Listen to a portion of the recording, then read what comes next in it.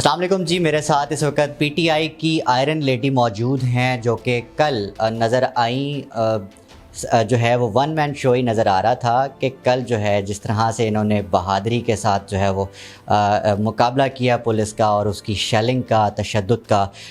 Doctor Yasmin Rashid صاحبہ، بہت شکریہ آپ کے وقت کا۔ پہلے تو آپ کو چاہنے والے یہ جاننا چاہیں گے کہ کل جو آپ لڑتی ہوئی ایک دلیر خاتون کی طرح نظر آئیں، آپ کو زخم بھی آئے، اب آپ کیسی ہیں؟ جی الحمدللہ، میں ویسے بھی سب کی بہت زیادہ شکر گزار ہوں کہ انہوں نے اپنی محبت کا اتنا زیادہ اظہار کیا، لوگوں نے فون کر کے، لوگوں نے میسیجز بھیجے۔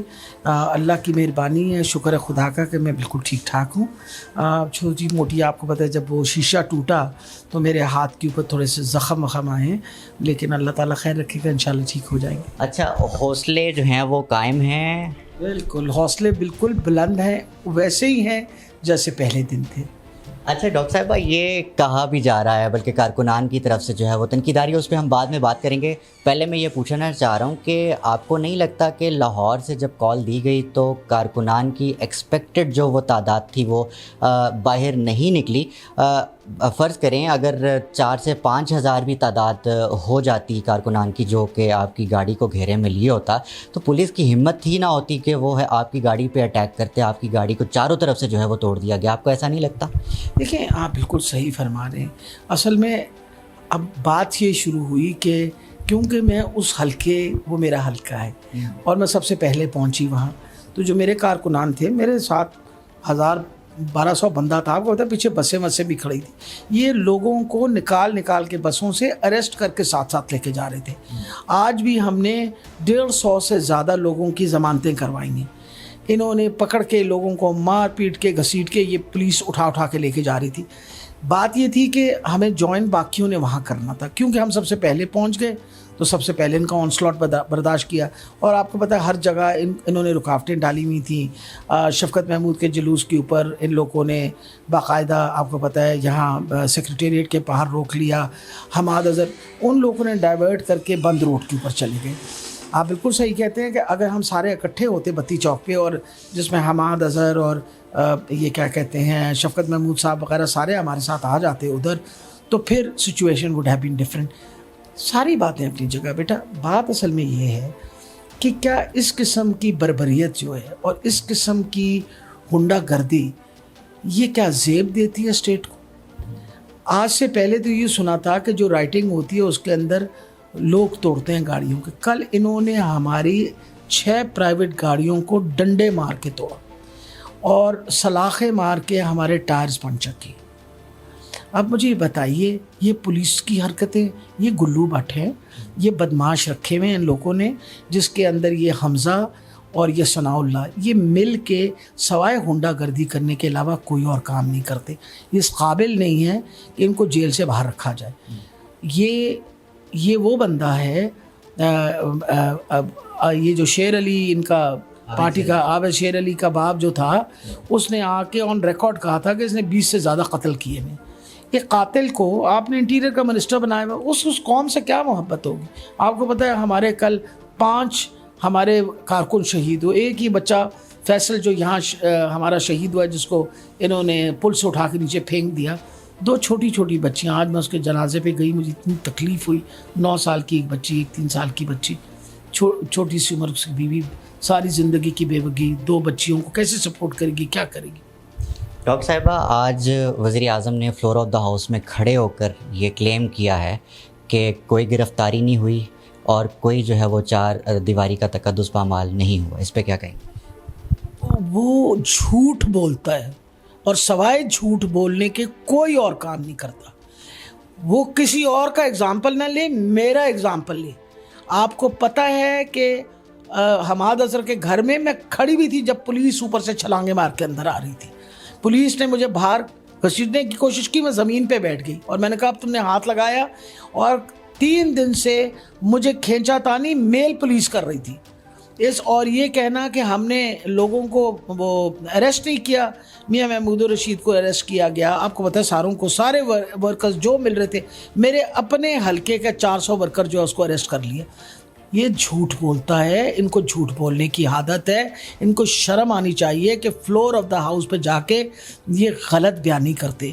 انہوں نے جو کل مار پیٹ کی اور جس طرح زد و کوب کیا, آپ کا خیال ہے لوگوں کو نظر نہیں آتا؟ اندھے تھے, سارا میڈیا کور کر رہا تھا.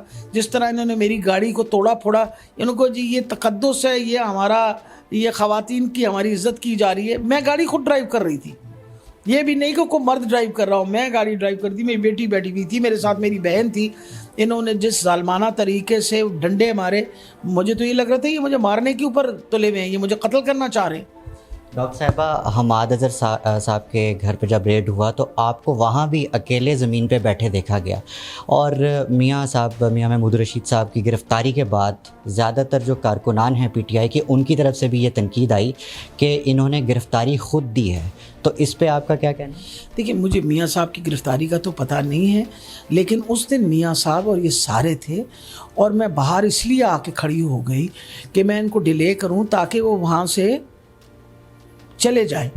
وجہ یہ تھی ہم میں سے کوئی بھی گرفتار نہیں ہونا چاہ رہا تھا, اور میں ایک خاتون ہونے کے مجھے یہ تھا کہ اگر ان کے پاس لیڈی پولیس نہ ہوئی تو یہ مجھے تو نہیں لے کے جا سکیں گے. تبھی میں جب انہوں نے مجھے باہر آنے کو کہا تو میں زمین پہ بیٹھ گئی, اور اس کے بعد پھر ان کو مصیبت پڑ گئی. اس دورانیہ میں نے میڈیا کو بلا لیا, اور میں داد دینا چاہتی ہوں جیو والوں کو, جس میں اور دنیا نیوز والوں کو, کہ ان دونوں نے رسپونڈ کیا, ذیشان نے, اور ادھر سے میں نے بات ادھر جب کی, انہوں نے اپنی ڈی ایس این جیز بھیجی.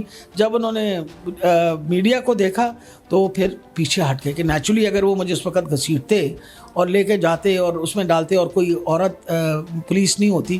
انہوں نے اس وقت فیمیل پولیس, جب میں نے کہا ہاتھ تم نے لگایا تو میں تم یاد رکھو گے میں تمہارے ہاتھ توڑ دوں گی.